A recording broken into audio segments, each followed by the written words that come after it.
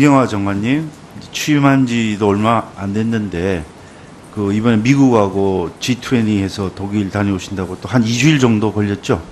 맞습니다. 어쨌든 수고 많으셨습니다.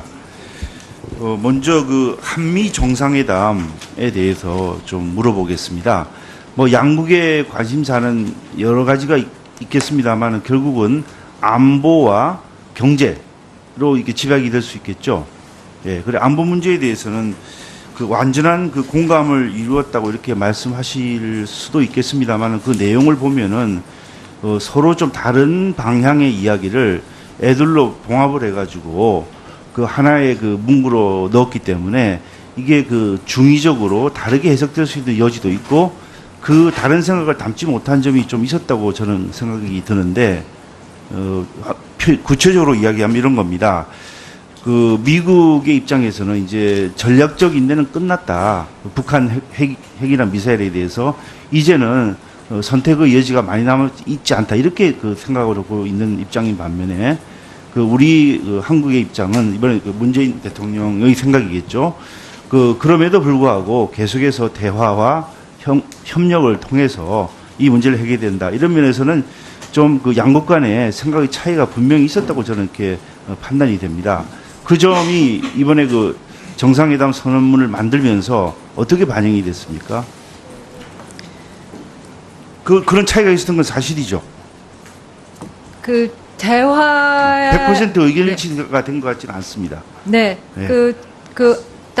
북핵 문제는 국제적인 사안입니다. 안보리에서도 최대 사안이고 이게 우리만의 사안이 아니기 때문에 이게 우리가 이거를 주도한다 하는 거는 좀 무리가 있는 것 같고요. 다만 남북 관계, 한반도 평화 화해 분위기 조성은 우리가 주도한다. 이런 부분에 대해서 분명한 그런 어떤 미국 측의 그런 합의가 있었던 것입니다. 북핵 문제와 관련해서 그런 어떤 대화를 이끌어 나간다는 데서 그러면 올바른 여건이 조성되면 한다 하는 데 대해서는 그건 원칙적인 합의가 있고 올바른 여건이 무엇인지에 대해서는 앞으로 고위급 협의를 통해서 만들어 나가자 하는 부분에 대해서도 그 부분은 이전에 네. 북한과의 대화를 한다든지 북한과 협상을 할 때 어떤 정당한 조건, right circumstance 이런 말 썼던데 정당한 조건이 어떤 건지에 대해서는 한국과 미국의 해석이 지금 약간 다릅니다. 미국은 북한이 핵무기를 포기하고 또 그의 미사일 같은 것도 더 이상 국제사회에 도발하는 것을 하지 않는 것이 되면은 그 다음에 북한과의 어떤 그 다음 협상할 수 있다는 그게 입장이고 우리는 그런 것을 쟁취하기 위해서 일단 북한과 대화를 하겠다는 그런 것이 생각의 차이가 있음에도 그 표현을 영어로는 아까 제가 right circumstance 이렇게 표현을 했는데 그게 지금 들어가 있으면서 서로 양국이 조금 다른 생각을 하고 있는 겁니다.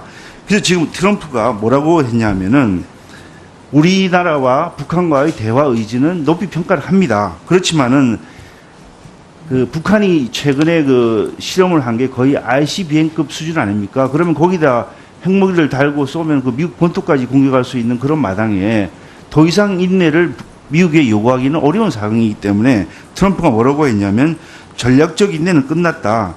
도발하면 응징밖에 없다. 이렇게 이야기를 했습니다. 이렇게 생각이 차이가 분명한데 이걸 가지고 하나의 문구로 표현했기 때문에 더 이상 이 점에 대해서 이견이 없다 말하는 거는 이거 해석이 너무나 옹색하고 옹졸한 그런 해석이 아니겠습니까?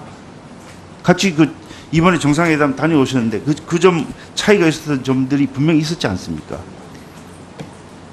말씀하시는 내용이 초점이 어디 맞춰지냐에 따라서 좀 강점이 달라질 수 있겠지만 하여튼 로드맵을 북핵에 관한 대화의 로드맵을 한미 공조를 통해서 만들어 나간다는 데 대해서 확실한 양국의 공약이 있는 거고요.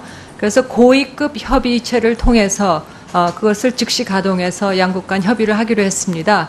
그래서 앞으로 나가는 데 있어서의 그런 어떤 여건이 무엇인지 그걸 정의하는 것. 그 다음에 여건이 마련됐다면 어떠한 순서로 어떠한 타임 프레임을 갖고 할지에 대해서는 그것은 앞으로 협의해 나갈 부분이라고 생각합니다. 그 다음에 경제 부분에 대해서는 다른 이슈도 있었겠습니다만 결국 한미 FTA에 관련해서 이것도 정확하게는 표현이 안 돼 있기 때문에 우리는 한미 FTA를 재협상하는데 동의해 주지 않았다 이렇게 그 표현을 하고 있습니다.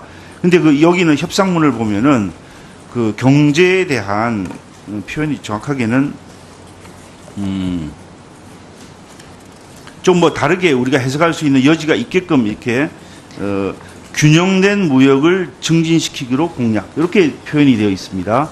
균형된 무역을 증진시킨다. 이 말은 지금 현재 한미 간의 무역이 그 무역 수지 균형이 점점 무너지고 있다. 미국 입장에서는 트럼프 말은 110억 달러 적자가 더 늘어났다 이렇게 표현을 하고 있습니다. 그러면 이 부분에 대해서 분명히 그 양국 간에 그 체결된 한미 FTA 협상문을 보면은 어느 한국이 재협상을 요구를 하면 응하도록 그 되어 있습니다. 그렇죠? 근데 그걸 이렇게 했는데 전혀 이 부분이 양국 간에 의논이 되지 않았다고 말하는 것은 사실을 잘못 말하는 거 아닙니까? 네, 말씀드리는 건 정상회담 시 저희가 그것을 합의하지 않았다는 거고요. 저희는 FTA에 문제가 있다 하면은 일단 5년 동안의 그 FTA의 효과에 대한 정확한 분석, 평가 위에 할 얘기를 하자 하는 입장을 표명한 거고요.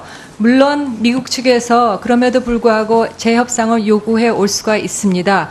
FTA 특별 공동위원회를 통해서요.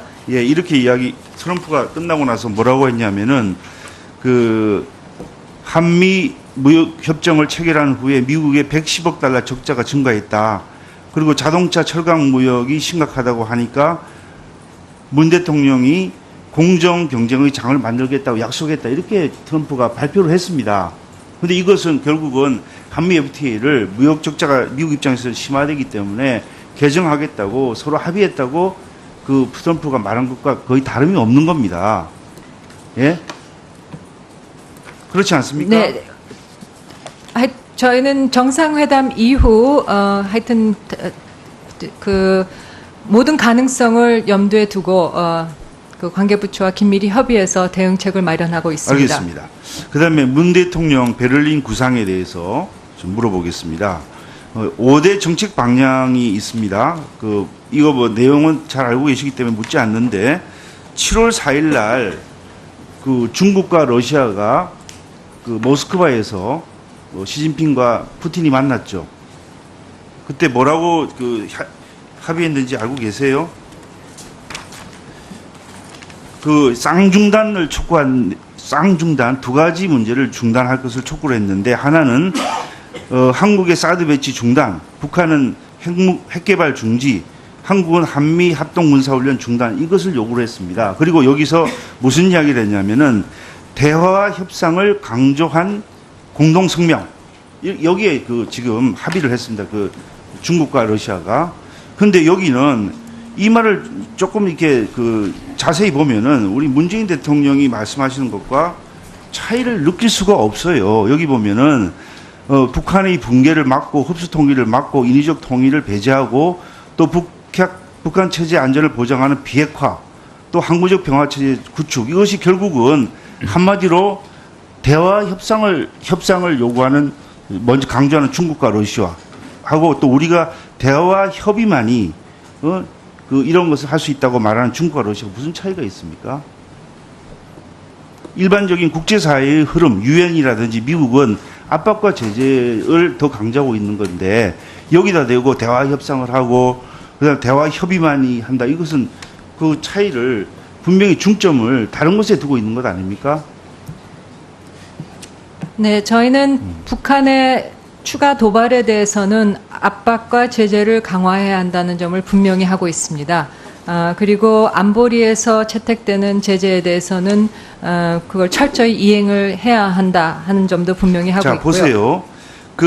지금 4대 제안에 보면 이산가족 상봉을 이번 추석 때 하겠다는 건데 날짜가 얼마나 남아있다고 이게 가능하겠습니까? 그 다음에 이번에 무주에서 국제대회 할 때 북한 IOC 위원이 왔었죠. 장홍 위원이 왔었죠.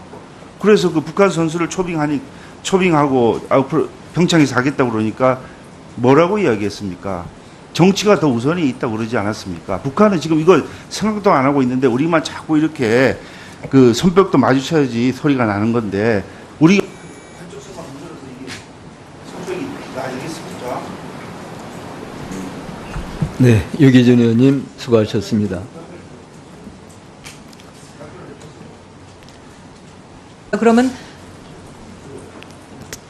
올바른 여건이 조성되면 한다 하는 데 대해서는 그건 원칙적인 합의가 있고, 그 올바른 여건이 무엇인지에 대해서는 앞으로 고위급 협의를 통해서 만들어 나가자 하는 그 부분에 그 부분은 대해서도 이전에 네. 그 북한과의 대화를 한다든지 북한과 협상을 할 때 그 어떤 그 정당한 조건, 라이트 서컴스텐스 이런 말 썼던데, 그 정당한 조건이 어떤 건지에 대해서는 한국과 미국의 해석이 지금 약간 다릅니다. 네.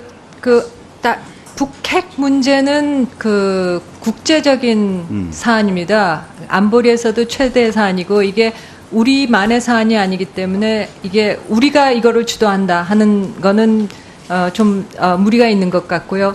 다만 남북 관계, 한반도 평화 화해 분위기 조성은 우리가 주도한다, 이런 부분에 대해서 분명한 그런 어떤 미국 측의 그런 합의가 있었던 것입니다.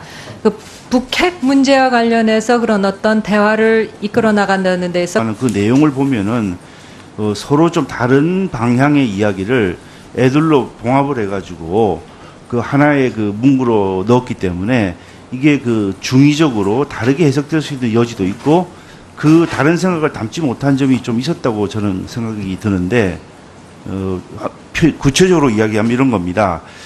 그 미국의 입장에서는 이제 전략적 인내는 끝났다. 북한 핵이나 미사일에 대해서 이제는 선택의 여지가 많이 남아 있지 않다, 이렇게 그 생각을 하고 있는 입장인 반면에, 그 우리 한국의 입장은 이번에 그 문재인 대통령의 생각이겠죠.